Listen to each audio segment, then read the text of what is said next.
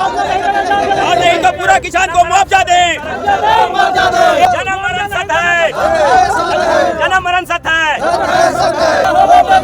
मेरे जमीन का मुआवजा दो। अमृतसर कोलकाता इंटीग्रेटेड कॉरिडोर परियोजना में बगैर मुआवजे की जमीन अधिग्रहण को लेकर बवाल। ग्रामीणों ने कहा जान देंगे पर जमीन नहीं गया। जिले के डोभी प्रखंड के खरांती पंचायत में इन दिनों ग्रामीणों के बीच आक्रोशपूर्ण हलचल है। यहां अधिकारी पहुंच रहे हैं लेकिन उनका विरोध हो रहा है। मामला अमृतसर कोलकाता इंटीग्रेटेड कॉरिडोर परियोजना से जुड़ा है। डोभी प्रखंड के खरांती पंचायत में तकरीबन 70% जमीन अमृतसर कोलकाता इंटीग्रेटेड कॉरिडोर परियोजना में जा रही है। इस परियोजना में भूमि अधिग्रहण को लेकर ग्रामीणों के गंभीर आरोप है। ग्रामीणों का कहना है कि प्रशासनिक सिस्टम सही तरीके से काम नहीं कर रहा।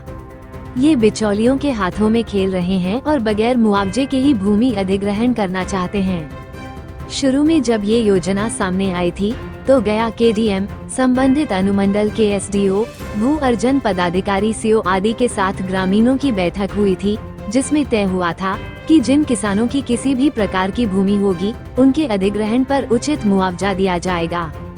अब ग्रामीणों का आरोप है कि प्रशासन जबरन बिना मुआवजे के जमीन अधिग्रहण करना चाहती है। इस संबंध में खराटी पंचायत के संजय कुमार बताते हैं कि हम लोगों के साथ धोखा किया जा रहा है। हम लोगों ने भी तय कर लिया है कि जान देंगे पर जमीन नहीं देंगे।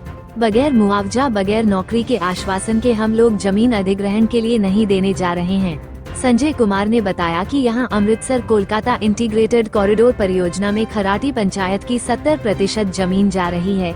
शुरू में तय हुआ था और प्रशासन ने वादा किया था कि उनके किसी प्रकार की भी जमीन हो, कागजात हो तो उन्हें उचित मुआवजा दिया जाएगा, लेकिन अब पूरा प्रशासनिक सिस्टम पलट गया है और बगैर मुआवजे के ही जमीन अधिग्रहण करना चाहता है। योजना के तहत यहाँ काम लगाना चाहिए। कितने किसान प्रभावित है? यहाँ किसान लमसम पूरा मेरा पंचायत जो है खराटी पंचायत, पूरा खराटी पंचायत का 70% जमीन कॉरिडोर में जा रहा है और अधिकतर किसान जो रियल पेपर है उसका मुआवजा नहीं दे पा रहे हैं। और सीओ साहब हमेशा बुलाते हैं, मीटिंग भी करते हैं जनता के साथ, पब्लिक जाती भी है तो कर्मचारी साहब मिलते नहीं हैं। सीओ कर्मचारी, कर्मचारी सीओ, यही खेल चल रहा है। बेचारा यहाँ से खराटी से डोभी गया 40 किलोमीटर दूर है। यहाँ से जो आज तक गया नहीं गए हैं ज़मीन के चलते, गया भी डीएम साहब से भी मिले हैं। डीएम साहब भी आश्वासन दिए कि आप जाइए सीओ साहब से मिलिए और यही खेल चल रहा है। हाँ, सीओ साहब गड़बड़ी कर रहे हैं। कर्मचारी कुछ मिली भगत जो बिचौलिया होते हैं उनके बहकावे में आके कुछ गैर जिनके पेपर नहीं उनका भी पेमेंट अपना झोली भरने के चलते कर दिए हैं। पैसा मांग रहे हैं? तो हाँ, बहुत पैसा तो यहाँ मतलब इतना खेला हुआ है कि सीओ साहब जितना ज़िंदगी में नहीं कमाए होंगे उतना मेरा खराटी पंचायत से पैसा ले गए हैं। तो आए थे ना, क्या बोले? देखिए, आश्वासन तो कहना भैया कि जनता को तो आश्वासन मिल रहा है और धरातक तक मिल नहीं रहा। आज तक ज़मीन का पैसा मतलब 60% मिला है, 40% जनता का पैसा जो रियल ज़मीन है उसको नहीं मिला है और बिना ज़मीन का पैसा दिए हुए बोर्डिंग करने चला है। अब कहना है कि नहीं, जो पैसा मिल गया सो मिल गया, अब नहीं मिलेगा। सबसे बड़ी और समस्या मांग है आपको? हम लोग का मांग है कि जो रियल पेपर है उनका अच्छा जो मुआवजा है वो मिले।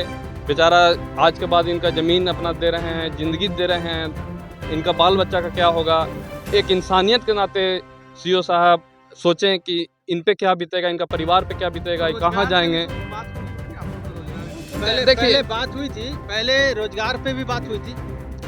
रोजगार पे बात हुई थी पर जैसे जैसे मतलब पहले एक आए और पहले गठन किए, पहले मेरे पब्लिक को सब अपना भरोसे में लिए, भरोसा में लेके अब विश्वासघात कर रहे हैं मेरे पब्लिक के साथ। और मेरा नाम अजय कुमार, खराटी पंचायत मुखिया प्रत्याशी। ऐसा है, यहाँ पे अमृतसर कोलकाता इंडस्ट्रियल कॉरिडोर बनने की बात चल रही है और इसका प्रोसेस भी चल रहा है। स्टार्टिंग में जब यहाँ पे आर्थिक सामाजिक मूल्यांकन किया जा रहा था उसमें प्रत्येक घर में लोग जा कर किसानों से, उनके परिवारों से ये राय लिया गया कि आपका ज़मीन सरकार लेना चाहती है, क्या आप देना चाहते हैं कि नहीं देना चाहते हैं। तो प्रत्येक घर से लोगों का यही बयान था कि सर अगर सरकार ज़मीन लेना चाहती तो हम लोग कहाँ जाएंगे, हम लोग का रहने का और हम लोग का खाने का सरकार अगर व्यवस्था करती है तो हम लोग सहमत हैं उनकी बातों से। तो ये सामाजिक आर्थिक मूल्यांकन होने के बाद जब बैठक हुआ, आम सभा हुआ, तो जो जिला के भूअर्जन पदाधिकारी थे, एसडीओ साहब थे, सीओ साहब थे, वो आकर जनता से मिले और सामाजिक मूल्यांकन के बाद ये बात तय हुई थी कि जो भी किसान का जनता का ज़मीन जा रहा है, एक और बैठक किया जाएगा जिसमें जनता के ज़मीन का उचित मुआवजा पे बात होगी, उनके बच्चों के भविष्य के लिए जो नौकरी का बात होगा उस पर बात होगी, और कितना ज़मीन जाएगा, गांव से कितना छोड़ के लिया जाएगा, सारे बातों पे बात तय हुआ था कि लास्ट में एक आम सभा किया जाएगा और सहमति जब होगी तब हम लोग भूमि अधिग्रहण का काम करेंगे।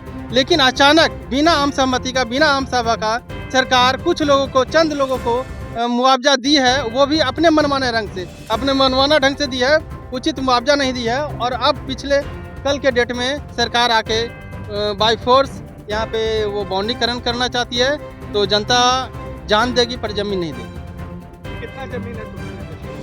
अभी 1670 एकड़ वो एक्वायर करना चाहती है, जिस हाँ यहाँ से, और उसका वो खाका तैयार कर ली है, पर उनको अभी मुआवजा नहीं दी है। क्या योजना है?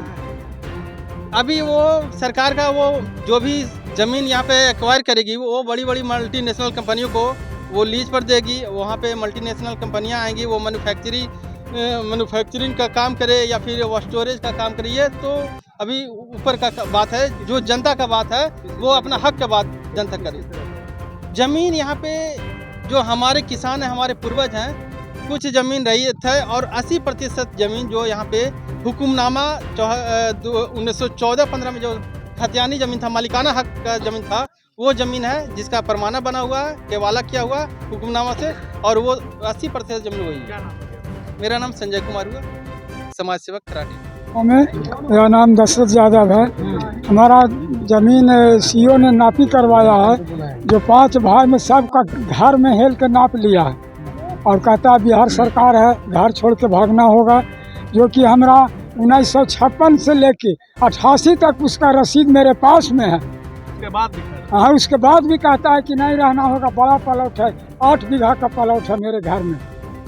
ऐसा काम है। और डीएम के यहाँ जाता है तो डीएम कहता है सीओ के यहाँ जाओ, और सीओ के यहाँ कहता है कि डीएम से आदेश नहीं है।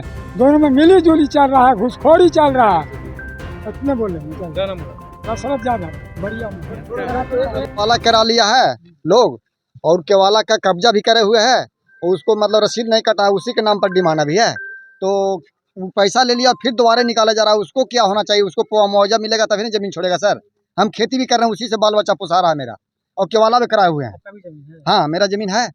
तो मेरा जमीन अभी 16 कट्ठा उधर है नदी पट्टी, और 10 कट्ठा इधर ही है। मुआवजा मिल रहा है उस लायक के दूसरी जगह उतना मिल जाएगा? उतना पैसा नहीं, उतना मिलवे नहीं कर रहा है, एको कट्ठा नहीं खरीदना चाह रहे हैं सर। तो इसको कहना है कि केवाला वाला को पैसा मिलना चाहिए, और जो बेचा है उसको वहाँ डिमांड काटना चाहिए सर, और केवाला वाला को पैसा हर एक गाँव में मिलना चाहिए। कितना लोग को पैसा बहुत केवाला वाला के नहीं मिला है सर, पूरा पंचायत में। हाँ, कैसे मतलब जायज उसमें कलम चलाया, जायज तभी ने लिखाया सर। क्या नाम हो गया? मेरा नाम श्यामदेव यादव हुआ, मौलानगर। एक आदमी और कोई मिलेगा नहीं? मेरा कहना बस 3 बात है। पहला बात कि जो हमारे डीएम साहब सबसे पहले फर्स्ट में बोले थे कि चाहे जमीन बिहार सरकार हो या रैयत का हो, सबका बराबर मुआवजा दिया जाएगा, और उसका फायदा उठाते हुए या जैसे भी हो, यहाँ के इधर का रहने वाले हैं तो थोड़ा सा तो उनको लालच आएगा ही, और उसके जरिए पैसा तो अपना ले लिए बिहार सरकार का। और अब यहाँ क्या हो गया है कि अब डीएम साहब तक बदल रहे हैं, सीओ साहब तक बदल रहे हैं कि अब बिहार सरकार का पैसा नहीं मिलेगा। अब 2 भाई है, 2 भाई में एक बिहार सरकार का पैसा ले चुका है, दूसरा को नहीं मिल रहा है, वो क्या करेगा? तो हमारे सरकार से यही कहना है, या तो बिहार सरकार का पैसा जो नहीं मिला है उसको दे, या तो फिर रिकवरी करे जिसको दे रखा है। दूसरी बात है, अभी बहुत ऐसे जमीन है जो हमारे यहाँ रोड पे हैं, यानी कि निवासी टाइप का जमीन है, जो निवास मतलब कर सकें घर वगैरह बनाकर, और बाकी तो धन रही है। तो धनहर और निवास दोनों का क्या सेम जो है कि उसका ये मुआवजा मिलेगा? नहीं, हम लोग को अलग चाहिए। क्या नाम हो गया? मेरा नाम है शिवा कुमार यादव, ग्राम खराटी, टोला मौलानगर के रहने वाला हूँ। क्या आप भी अपने बच्चों के लिए एक अच्छे स्कूल की तलाश में हैं, जो आपके बच्चे को बेहतरीन शिक्षा और संपूर्ण विकास प्रदान कर सके? तो चले आइए मानपुर के सबसे best school GD public school में। जीडी पब्लिक स्कूल मानपुर का एकमात्र ऐसा स्कूल है जहां एक्सपीरियंस टीचर्स द्वारा बच्चों को क्वालिटी एजुकेशन दी जाती है। हमारे यहाँ अत्याधुनिक एजुकेशनल फैसिलिटीज अवेलेबल है, जिनमें smart classrooms, well equipped labs और एक लाइब्रेरी शामिल है। हमारे स्कूल में सिर्फ एजुकेशन ही नहीं बल्कि बच्चों के संपूर्ण विकास के लिए अनेक एक्टिविटीज भी कराई जाती है, जैसे arts crafts, music, dance class, house activities, sports, indoor outdoor. इन एक्टिविटीज के माध्यम से हम बच्चों के व्यक्तित्व को निखारते हैं और उन्हें आत्मविश्वासी बनाते हैं। अगर आप भी अपने बच्चे का एडमिशन जीडी पब्लिक स्कूल में करवाने का प्लान कर रहे हैं तो जल्दी कीजिए और अपने बच्चे का भविष्य सुरक्षित करें। जीडी पब्लिक स्कूल में एडमिशन जल्द ही शुरू होने वाला है, तो नीचे दिए गए नंबर पे आज ही संपर्क करें या विजिट करें हमारे वेबसाइट पे।